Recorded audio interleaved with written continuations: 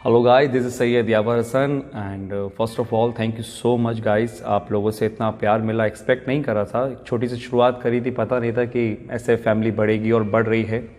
Once again thank you so much. आप लोग मेरी वीडियोस देखते हैं, पसंद करते हैं, मुझे कमेंट्स में पता चलता है। सो आज मैं एक बहुत ही इंपॉर्टेंट बात करने आया। मुझे पता है कि आप ये पूरी वीडियो देखेंगे और समझेंगे भी। एक छोटा सा इंसिडेंट हुआ सुबह मेरे साथ, तो सोचा आपके साथ शेयर करूँ मैं नॉर्मली जिम आया था सुबह एंड मैंने अपने कैमरा स्क्रीन पर देखा, जो आप अभी इस स्क्रीन पर देख रहे हैं। एक बंदा था जो पार्किंग में आया और गाड़ी के पीछे कुछ करने लगा, तो मुझे लगा पता नहीं क्या कर रहा है, मैं देखूं ज़रा। मैं उसको देख ही रहा था कि मुझे समझ में आ गया कि ये नीचे से कुछ उठा रहा है, और जो वो उठा रहा है वो रोटी है। ये वो रोटी है जो शायद 1-2 दिन से पड़ी होगी, जिसको जानवर ने भी नहीं खाया। मैं तुरंत नीचे गया और नीचे जाने के बाद मैंने उसको रोका एंड पूछा उससे कि कोई हेल्प चाहिए क्या। उसने मुझे कोई रिप्लाई नहीं करा। मैंने उससे फिर पूछा कोई हेल्प चाहिए क्या दादा। उसने मुझसे बोला कि नहीं, कुछ नहीं, मुझे मिल गया। तो उसके हाथ में जो रोटी थी वो बिखर रही थी। मैं सिरे से बता रहा हूँ मैं आपको कि वो 2-3 दिन से पुरानी रोटी होगी कम से कम, मतलब जिसको जानवर ने भी नहीं खाई। वो इतना मजबूर था कि उसको खाने को तैयार था, लेकिन मांगने को तैयार नहीं था। उसने मुझसे कुछ नहीं मांगा। स्टिल मैंने उसको फोर्स करा और मैंने पूछा कि क्या मैं आपकी थोड़ी मदद कर दूँ। उसने चुपचाप से सर हिलाया और मैंने उसको कुछ पैसे दिए। पैसे लेने के बाद उसने मुझे पैसे रिटर्न करने की कोशिश करी। उसने कहा था नहीं, मुझे इतने पैसे नहीं चाहिए, 5-10 रुपये बहुत हैं। एंड मुझे समझ नहीं आया। मैंने बोला कि ठीक है, आप रख लिया, आपके आगे काम आएंगे। बट उसने मुझसे वो पैसे लेने से मना करा। तभी मैंने उसको समझा कर वो पैसे दिए, और फिर वहाँ से मेरे दिमाग में कुछ चीज़ें आई जो मैं आपके सामने शेयर करना चाहता हूँ। कि बात यह है कि वो आदमी बेकारी नहीं था, पहले कुछ काम करता होगा जिसकी वजह से उसका काम छूट गया है, और उसको मांगने में शर्म आई थी या जो भी हुआ वॉट एवर। और वो इतना मजबूर था कि वो सूखी रोटी खाने को तैयार था, और लेकिन मांगने को तैयार नहीं था। और ये हालत हमारी जो बन रही है आने वाले टाइम के अंदर, इस पर थोड़ा सा अगर आप सोचो तो ये आपको समझ में आ जाएगा कि कितनी बड़ी प्रॉब्लम हमारे सामने खड़ी है आकर। ये बात तो हो गई मौजूदा हालात की कि आदमी किस हद तक चला गया है। अब मैं इस कहानी को थोड़ा सा और आगे ले जाता हूँ। करते हैं डेविड क्लोरी की। बहुत से लोग जानते हैं डेविड क्लोरी को, लेकिन जो लोग नहीं जानते मैं उनको बता दूं कि 2017 में एक ट्रेलर आया था मूवी का, मूवी का नाम था ग्रे स्टेट। अब इसमें क्या नया है? नया ये था कि जब ये मूवी रिलीज़ होने वाली थी उसके कुछ टाइम पहले ही डेविड क्लोरी को उसकी वाइफ और उसके बच्चे के साथ गोली मार दी गई। रीज़न रहा होगा कि एक डायरेक्टर को उसकी बेटी और वाइफ के साथ मार दिया जाता है मूवी के रिलीज़ होने से पहले, और वो मूवी नहीं बनती है। ऐसा क्या दिखाना चाहते थे डेविड उस मूवी के अंदर जो 2017 में आनी थी, लेकिन उसका ट्रेलर ज़रूर आया था। और उस ट्रेलर के अंदर ऐसा कुछ दिखाया ज़रूर था जिसमें बताया गया था कि आने वाले टाइम के अंदर लोग एक दूसरे के पास जाने से थोड़ा डरेंगे, यानी कि सोशल डिस्टेंसिंग मेंटेन करेंगे। लोगों को एक घर में कैद कर दिया जाएगा, यानी कि लॉकडाउन होगा।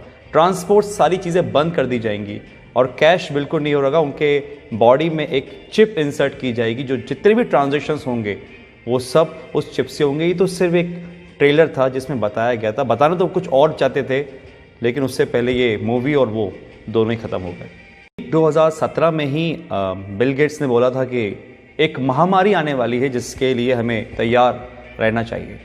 और ठीक 18 अक्टूबर 2019 को बिल गेट्स ने एक मीटिंग में बोला कि अब जो वॉर होगी कंट्रीज़ के बीच में वो मशीन से नहीं होगी, वायरस से होगी। और अभी आप जानते हैं बिल गेट्स को लेके क्या कंट्रोवर्सी चल रही है। आपको लग रहा होगा कि दो वीडियो का आपस में क्या कनेक्शन है। कुछ लोग समझ रहे होंगे, कुछ लोगों को समझ में नहीं आ रहा होगा। तो यहाँ पर एक यू टर्न आता है और मैं आपको ले जाता हूँ 1980 में। 1980 के अंदर एक ऑर्गेनाइजेशन बनी जिसका मेन मकसद था इस पूरी दुनिया में एक पावर होना, यानी कि पूरी दुनिया को एक पावर चलाना। और उस पावर को उन्होंने नाम दिया था न्यू वर्ल्ड ऑर्डर। ऑर्गेनाइजेशन में ज़्यादा लोग नहीं थे, कोई सीक्रेट 100-150 लोग होंगे। और एक बहुत डरावने वाली बात इस ऑर्गेनाइजेशन की ये थी कि वो इस दुनिया की टोटल आबादी को 50 करोड़ में लाना चाह रहे थे, 50 करोड़ में। उनके टारगेट में थे वो देश जिसमें सबसे ज़्यादा पॉपुलेशन है, जिसमें हमारा इंडिया भी होता है। सबके लिए उन्होंने एक प्लान बनाया जिसका नाम था MMP, mind control, money control, population control. Control यानी कि आदमी खुद से कुछ ना सोचे, जो वो चाहें वो आप सोचो, माइंड कंट्रोल। और ये किसके थ्रू होता? मास मीडिया के थ्रू। जो मीडिया में दिखाया जाएगा वो आदमी सोचेगा। और एक कल्चर ऑफ फेयर, यानी कि एक डर का माहौल बनाना, क्योंकि डर एक ऐसी चीज़ है जो अगर दिमाग में बिठा दी जाए किसी की तो इतनी आसानी से निकलती नहीं है, और वो ऐसा हुआ है। आज बहुत से लोगों का माइंड कंट्रोल करती है मीडिया, जो वो बोलती है वो आप मानते हो। और कल्चर ऑफ फेयर, डर का माहौल, ये तो आपने देख ही रहा है जो आजकल चल रहा है। कंट्रोल यानी कि आदमी जितना हो सकता है लेस कैश, कैशलेस, या जितना हो सकता है टोटली डिजिटल, और वो आपके सामने ही है। आज हमारी डिजिटल करेंसी किस तरीके से बढ़ रही है आपको पता ही है। पॉपुलेशन कंट्रोल, और वो कैसे होगी? जिस देश की आबादी बहुत ज़्यादा, जहाँ पे बहुत सारे लोग हैं, क्योंकि एक देश की ताकत उसके लोग ही होते हैं, वहाँ की पॉपुलेशन ही होती है। तो उस पॉपुलेशन को कम करना, और आप कम करने का मतलब आई थिंक तो समझ चुके होंगे कि मैं क्या बोलना चाह रहा हूँ। इतनी बड़ी ऑर्गेनाइजेशन चला रहा है, कौन ये सब कर रहा है, ये सब आपको आने वाले टाइम में अंदर पता चल जाएगा। क्योंकि आने वाले टाइम में सिर्फ दो लोग रहेंगे, एक वो जो काम करेंगे, एक वो जो काम करवाएंगे। अगर मैं इसको स्ट्रेट फॉरवर्ड बोलूं तो राजा और गुलाम। एक वो लोग जो इस दुनिया पे राज करेंगे, और एक वो लोग जो उन राज करने वालों की गुलामी करेंगे। ऑर्गेनाइजेशन का एक एजेंडा था, एजेंडा 21, यानी कि 2021 तक इस काम को पूरा करना। और 2020 जब से स्टार्ट हुआ है, आपको पता है सब क्या हो रहा है। लाखों लोग हैं जो समझ पा रहे हैं इस बातों को, लेकिन करोड़ लोग हैं जो इस बातों को नहीं समझ पा रहे। एजेंडा 21, 2021 तक इन काम को पूरा करना। और अगर सीरियसली इस बातों में कुछ भी सच्चाई है तो हम बहुत बड़े खतरे में गाइस। ये वायरस आया जो कि हमारा है नहीं, किसी और देश से आया है। हम आपस में ही लड़ रहे हैं, कोई धर्म के नाम पे तो किसी काम के नाम पे। और जो इस एजेंडा का सबसे बड़ा फंडा था कि लोगों को आपस में लड़वा दो, आज हमारे घर में हम छोटी छोटी सी बातों पर विवाद कर लेते हैं। आज अगर हम घर से बाहर निकलते हैं तो हमारे घर वाले इस चीज़ के लिए प्रोटेस्ट करते हैं कि भैया घर से बाहर नहीं निकलो, बाहर जाओगे तो मर जाओगे। ये दिमाग में हमारे किसने भरा? कौन कंट्रोल कर रहा है हमारे दिमाग को? आप खुद समझदार हैं। बहुत से लोग बोलेंगे कि यार ये तो कुछ कहानी जैसी लग रही है, तो कहानी सही, क्योंकि जो अभी मौजूदा हालात हैं कोरोना से लेकर, ये भी कोई फिल्म की स्टोरी से कम नहीं है, जो बढ़िया से स्क्रिप्ट करी गई है और बहुत अच्छी तरीके से प्ले हो रही है। मैं आता हूँ अपनी पुरानी वाली बात पर कि जो सुबह मेरे साथ इंसिडेंट हुआ कि एक मध्य वर्ग का आदमी जो लोअर मिडिल क्लास है, जो शायद कुछ भी काम करके काम चला रहा था, वो मांगने को नहीं तैयार है। वो 3 दिन पुरानी रोटी खा लेकर छुप कर उठाकर, लेकिन वो मुझसे पैसे लेने को तैयार नहीं था। मैंने फोर्सफुली उसको पैसे लिए थे। ये हालात है। तो एक मैसेज तो ये है कि अगर आपके आसपास कोई देखे जो हो सकता है मजबूर हो, लेकिन शर्म के मारे नहीं मांग पा रहा हो, तो उसकी आप ज़रूर मदद करिएगा।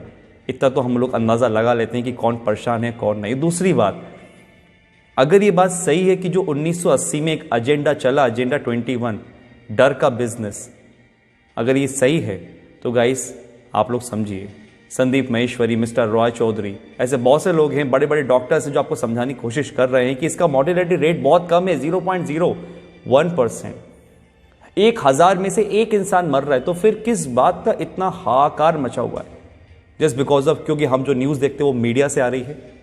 बात वही है, हमारे दिमाग को कंट्रोल करा जा रहा है, हमारे पैसों को कंट्रोल करा जा रहा है। आज हमारे पास इतनी आज़ादी नहीं है कि हम खुद का काम कर सकें। किसी के कहने पे हम दुकान खोलते हैं, किसी के कहने पे हम दुकान नहीं खोलते। ये हक हमसे छीन लिया गया है, पैसा कमाने का हमसे छीन लिया गया है। हम खुद से आज कुछ नहीं कर सकते। ये कहीं वो एजेंडा 21 तो नहीं?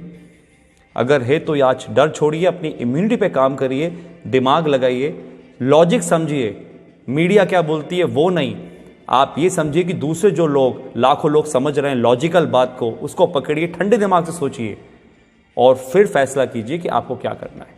आप डरेंगे नहीं तो आप संभल जाएंगे, और अगर आप संभल गए तो ये देश बच जाएगा। Thank you.